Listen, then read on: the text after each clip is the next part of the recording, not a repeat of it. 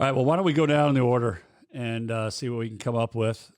All right. Everybody knows how amazing of a race Palou has had and how amazing of a run he's on right now. So, and we covered the overcut. We covered the strategy in detail already. So, and the same is kind of true with Dixon, starting on black tires, putting together an awesome race. The best of the rest behind Palou. Power he ran a very similar race to Dixon. I think he didn't have the overall race pace that Dixon did, but a very strong third place finish from 7th on the grid. Yeah, so like I said, I think he was a little conservative at the start. You know, he's on black tires, so he's not up there really trying to fight the guys on reds. But at the end of that stint, he was ripping. At one point, I think around lap 22, 23, when a lot of the red guys were coming in, Power was 4 seconds behind Dixon. By the time they come in together on lap, I think they came in together. Yeah, on lap 30, they were nose to tail. So Power at the end of that stint made up 4 seconds on Dixon. Somewhere along the line, Dixon pulled away, I think, in the final set. But yeah, Power gets a third place finish, solid. Lundgaard in 4th was, right up there all day. I mean, he started the race in 5th and was aggressive and looked fast the whole time. Solid race. Yep. He continues to carry the flag for for the Rahal team. Even with Graham starting ahead of him, he just puts together the complete race. Yeah, and he's within a second of Power at the finish line, so he's right there for a podium.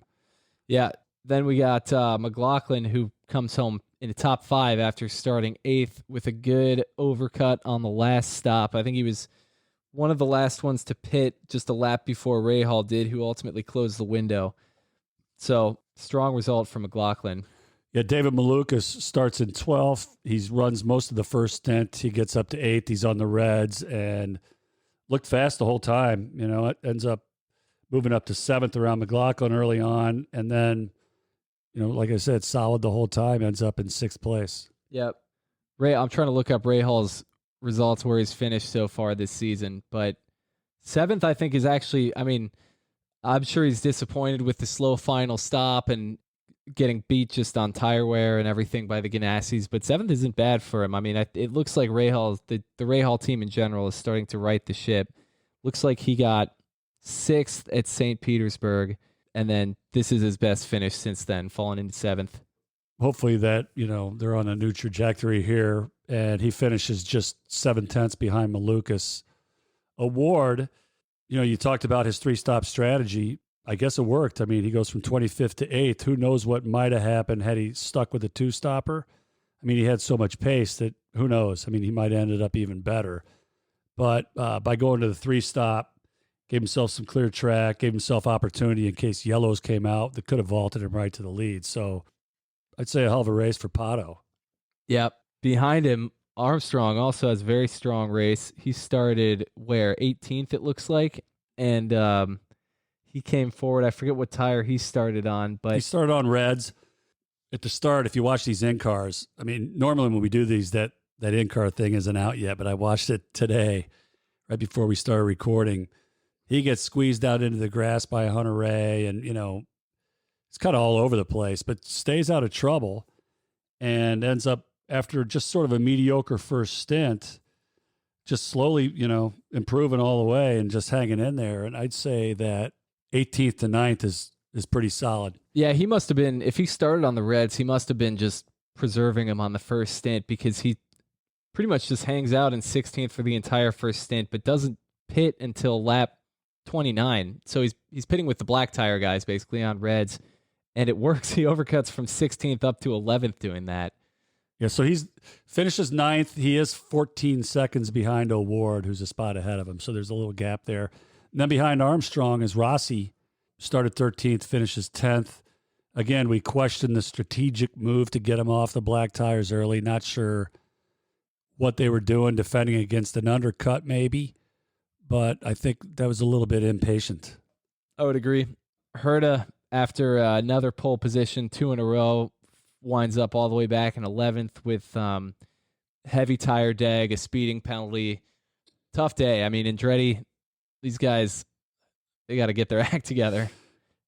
Again, I feel like that's up to Colton. He was it's not like the team was completely on fire going into it, but, you know, Herta had a good enough car and he was hooked up. He was on the pole. I mean, that's on him. Yeah. You know, if the button didn't work, maybe he didn't activate it right, all that. But I don't know. I don't think he's pointing any fingers, right? It's just frustrating to go from first back to 11th when you're trying to win the race. But, you know, you could hear on his radio earlier, it sounded like he was frustrated the Palou was getting away from him. Yeah. And rather than just saying, hey, I'm in second place, man, anything can happen, he's kind of like, you know, what good does it do us to pit a lap later if he's got to drive away? Well, you're still trying to beat the other 25 guys, right? Right. So, yeah. I don't know. You got to keep your head in it. But that Andretti team, I think, is just looking for anything, any sort of win, anything to celebrate, you know, just to build a little bit of momentum into the second half of the season. So they've had their moments, you know, Kirkwood getting the win in Long Beach and Grosjean starting the season so hot. Yeah. Just a little inconsistent. Yeah, so I guess that brings us down to Newgarden. Starts 15th, finishes 12th. Not sure what was going on there. I mean, he won the race 2 years ago, so it's not like he's, you know, doesn't have this track down. But the chips didn't fall his way. I guess he just never had the pace. Yeah, definitely a little surprising, especially considering he's third in the championship now. Well, leaving Mid-Ohio, third in the championship, but his two guys ahead of him, Palou and Dixon, finished 1-2 in this race. So it hurts. Yeah, I don't know. Pace just wasn't, I guess, where we would expect it. I'd say same with Grosjean, although Grosjean's in a little bit different position. I mean, has been inconsistent. Started the season out running right up front, but like we said after our last podcast, he's kind of in a little bit of a funk. Yeah. And so at least, you know, keeps it clean, races hard all the way through, forces his way past his teammate at the end and gets 13th after starting 14th. Yeah, so that teammate being DeFrancesco, actually great race for DeFrancesco overall. He starts 24th, came way forward, like you said, and then lost a few right at the end in pretty spectacular fashion, but holds on to a strong finish. Yeah, and Rinus VK in 15th, started 16th. You know, I saw him on camera having quite an active race, you know, all over the place, just wasn't able to really move forward and stay up there. So looked like he had pace and, as usual, was making exciting moves, but ends up 15th. Yeah, I think Eilot was involved in some pretty good dices too, but just from starting 20th, only manages to get up to 16th in this one. Yeah, I mean, the team, you know, just doesn't have a lot of data. You know, we got an opportunity to talk to him right before this race. I hope everybody listened to that. It was awesome. So we were really pulling for him, but was unable to find the qualifying speed and sort of stuck back there in 20th. Was kind of handcuffed, but finished strong and looked good at the end of the race. Was only managed 16th place, but was ahead of Kirkwood, who started third.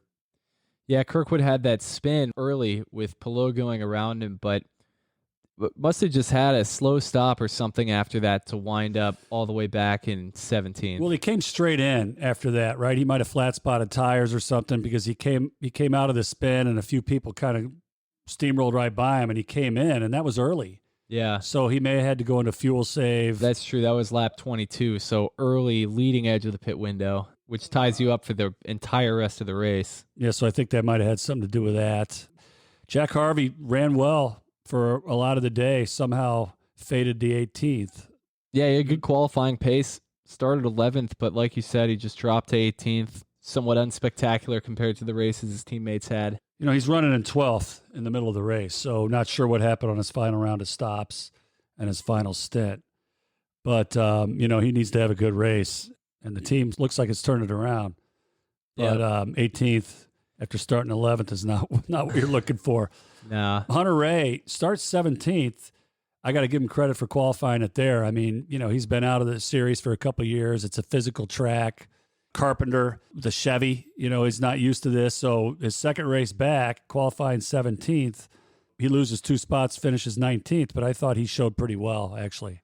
And Daly, who on a very, very, very abbreviated weekend, just the morning warm-up in the race, starts at the back and comes all the way up to 20th and doesn't quite beat the team that sacked him just a week before, whatever it was, but finishes, I mean, by the looks of the timing, it looks like he was just about a second off the back of Ryan Hunter Ray, maybe even inside of a second. Yeah, so I've got like 0.75 behind, and I'm sure he would have liked to beat him, I'm sure. Like you said, no time in the car. The first stint, he was pretty conservative. Started on reds and just sort of hung out. He actually came in, I think, and switched to blacks under the yellow right after the start. Yep. Took him a long way. And then I was looking at his laps times. They were all 110s, 111s, 112s. But then he finally, he got things going later. I think it just, imagine jumping in a completely different car. Yeah. No chance to set it up for yourself. And I think, by the end of the race, he was looking pretty good. He was putting some good lap times together, finished on the lead lap. So I think the team was pretty happy with that, actually. Yeah, that's a lot to ask of a guy to be on such limited seat time. So he's last car on the lead lap. Behind him is Castroneves, Stingray, Augustine. These guys are all lapped. Same with Ferrucci, and then ultimately Rosenqvist and Peterson. Yeah, unfortunately, you don't have a lot to say really about any of these guys. It's just tough when you're watching on TV to get much of a read. So rather than guess.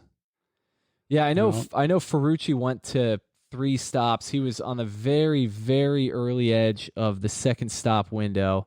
So maybe you could have stretched it with 2:31 lap stints, but they abandoned that, went to 3 instead, brought him back in on lap 66, it looks like. But I don't know that it cost him a whole lot. These guys are so far back that probably didn't have a ton to lose by trying it. Yeah, and I'll say Stingray in the first couple laps, we got to see him on some in-cars. He looked pretty fast. He got around Ilott. He was on red, so... It was racy. Yeah, he looked racy early. I'm not sure what happened there. It looks like after the first round of stops, he was sort of back. And then Rosenqvist, was fast all day. He was just a lap behind. Yeah. So that's kind of it there. Let's go over the points real quick. So